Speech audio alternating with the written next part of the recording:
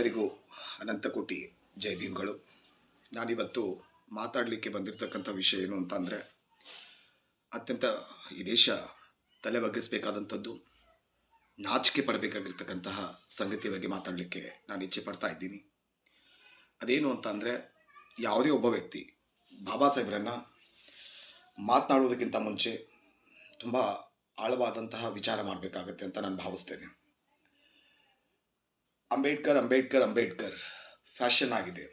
Ambedkar Ambedkar Ambedkar fashion ಅಲ್ಲ, ಅದು passion, ಅದು ಉತ್ಸಾಹ, ಅದು ಆತ್ಮಸ್ಥೈರ್ಯ, ಅದು ಶಕ್ತಿ, ಅದು ಅಭಿಮಾನ, ಅದು ಸ್ವಾಭಿಮಾನ, ಅದು ಸಮಾನತೆ, ಅದು ಸತ್ಯ.